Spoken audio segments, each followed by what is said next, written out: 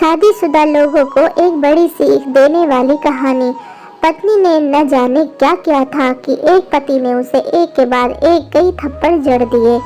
हमेशा हर सिचुएशन को शांति से हैंडल करने वाली पत्नी भी इस बार इतनी अशांत हो उठी कि उसने अपनी चप्पल ही निकालकर पति की ओर दे फेंकी। चप्पल पति के बालों को छूते हुए निकल गई।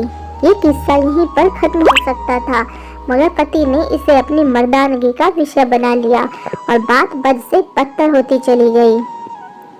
रिश्तेदारों ने भी आग में घी का काम किया। किसी ने कहा, जो औरत अपने पति को चप्पल से मार सकती है वो ना ही तो वफादार हो सकती है और ना ही पवित्र। ऐसी औरत परिवार में ही नहीं पूरे समाज पर कलंक की तरह है।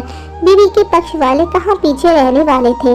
किसी ने कहा, 21वीं सदी में भी जो स्त्री के साथ मारपीट करते हैं उन्हें तो जेल भेज देना चाहिए। तो कोई कहता, जरूर उसको कोई और पसंद आ गई होगी, इसीलिए अब पत्नी से मारपीट करने लगा है। बात कोर्ट तक जा पहुंची। दोनों पक्षों ने एक दूसरे के खिलाफ केस फाइल कर दिए। पति ने चरित्रहीन होने का तो पत्नी ने दहेज और शारीरिक उत्पीड़न का आरोप लगाया। 2 वर्ष से अधिक समय के लिए केस चला था। इन 2 वर्षों के दौरान दोनों पति पत्नी अलग अलग रहे थे। समर्थकों की संख्या कम हो गई थी। पहले जहां दोनों पक्षों में समर्थकों का समूह होता था, अब गिने चुने लोग रह गए थे। पति और पत्नी दोनों की आर्थिक स्थिति भी इस समय के दौरान नीचे गिर चुकी थी, जिन्हें वो अपना शुभ चिंतक समझ रहे थे। पैसों की बात आते ही उन्हें भी अपना पल्ला झाड़ लिया था। अगर कोई देने को राजी भी हुआ तो मोटे ब्याज की शर्त पर। आखिरकार वही हुआ जो सब चाहते थे, डाइवोर्स। हर कोई खुश था, दोनों पक्षों के रिश्तेदार, उनके माता पिता और दोनों के वकील।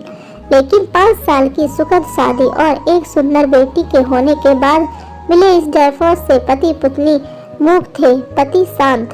खुशी को मनाने के लिए दोनों पक्ष के लोग एक ही चाय की टपरी पर बैठे, आमने सामने। इत्तेफाक इसलिए क्योंकि ज्यादातर लोग जो एक दूसरे के विरोध पक्ष को सपोर्ट कर रहे थे वो एक दूसरे के अच्छे से नहीं जानते थे। पति पत्नी भी इन सभी से दूर एक दूसरे के सामने मेज पर बैठे। पत्नी ने पति से कहा, अब तो खुश हो गए ना, तुम्हारे मन की जो हुई है, मुबारक हो मुझसे तलाक, तुम्हें जो मिल गया है, कांग्रेचुलेशन टू यू टू। पति ने कहा, तलाक को तुम जीत का प्रतीक समझते हो? पत्नी ने पूछा। पति चुप रहा। थोड़ी देर की शांति के बाद पति ने कहा, मुझे तुम्हें 5 लाख रुपए अभी और हर महीने 8,000 का आदेश है। अभी मेरे पास पैसे नहीं है। हमारा मतलब मेरा जो सिटी फ्लैट है उसे तुम्हारे नाम कर देता हूँ। पत्नी बोली, लेकिन उस फ्लैट की कीमत तो 18 लाख की है। हाँ, लेकिन हमारी बेटी तुम्हारे साथ है और आगे जाके उसके खर्चे भी बढ़ेंगे, तुम्हें थोड़ी आसानी होगी। पति ने, नहीं, मुझे सिर्फ 5 लाख ही देना और तुम हर महीने 8,000 को तो देने के लिए राजी हो गए हो। मैं मैनेज कर लूंगी। अगर 5 लाख नहीं है तब भी बात नहीं। पत्नी ने बोली, जो कुछ समय पहले तक मेरी पत्नी थी और अब अनजान, ये वही है जो कम से कम खर्चे में घर चलाती और पैसे बचाकर मेरे जन्मदिन में, बर्थडे पर हमेशा मेरे लिए नए कपड़े खरीद लाती। कभी बीमार भी हो जाती तो पैसे बचाने के लिए मुझे मालूम न होने देती और घरेलू नुस्खे से अपना इलाज कर लेती। मगर घर में कोई बीमार होता तो तुरंत डॉक्टर के पास लेकर जाती। मेरी तो मति ही मारी गई थी। मैं ही अपनी बड़ी गलती कर बैठा। पत्नी के दिमाग में भी उथल पुथल चल रही थी। अभी भी वैसा का वैसा ही, पहले भी खुद से ज्यादा हमारे बारे में सोचता था और अब भी वही कर रहा है। ये वही आदमी है जो मुझे एक्सीडेंट से बचाने के लिए खुद मोटरसाइकिल के आगे कूद पड़ा था और अपनी उंगली तोड़वा बैठा था। पता नहीं कौन सी मनहूस घड़ी में झगड़ा कर बैठी। पति ने मौन तोड़ते हुए पूछा, अब तुम्हारा कमर का दर्द कैसा है? ज्यादा तकलीफ तो नहीं होती? पत्नी ने हल्का सा मुस्कुराई और बोली, अभी भी होता है। अब तो पेट में भी क्रम्स उठते हैं। वो तो होगा ही। तुम योगा कसरत भी तो नहीं करती हो। अब किसी गायनोकोलॉजिस्ट को जरूर दिखा देना। पति ने कहा, तुम बताओ तुम्हारा अस्थमा कैसा है? अब क्या अब भी दौरे पड़ते हैं? पत्नी ने पूछा। हाँ, पड़ते हैं, पहले से ज्यादा, क्योंकि अक्सर इन्हेलर भूल जाया करता हूँ याद दिलाने के लिए, तुम जो नहीं हो अब।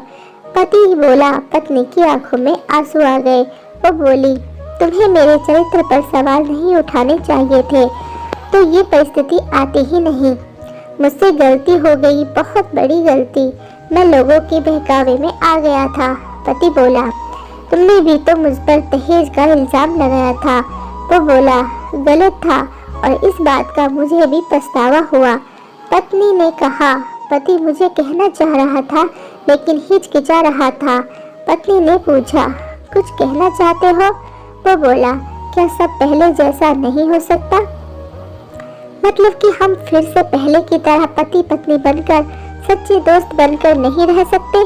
पति बोला, पर ये डिवोर्स के पेपर दिखाते हुए पत्नी ने कहा, फाड़ देते हैं। पति ने अपने पास रखे डिवोर्स के पेपर फाड़ते हुए कहा। पत्नी ने भी अपने पास रखे पेपर फाड़ दिए। सभी हैरान थे, वकील, रिश्तेदार और माँ बाप। पति पत्नी दोनों एक दूसरे के हाथ में हाथ पकड़े अपने घर की तरफ चले गए। दोस्तों, ये कहानी उन हर पति पत्नी के लिए बड़ी सीख है जो छोटी छोटी बातों पर लड़ते हैं और इन झगड़ों को बड़ा बना के अलग होने का डिसीजन लेते हैं। प्यार और झगड़ा तो एक सिक्के के दो पहलुओं की तरह है। दोनों को स्वीकार करना होगा, तभी ये पवित्र रिश्ता उसकी मंजिल तक पहुंच पाएगा। तो दोस्तों, अगर आपको हमारी ये वीडियो अच्छी लगी हो तो प्लीज़ एक लाइक कर देना, प्यारा सा कमेंट कर देना और अगर हमारे चैनल पर नए हैं तो हमारे चैनल को सब्सक्राइब कर देना। धन्यवाद दोस्तों।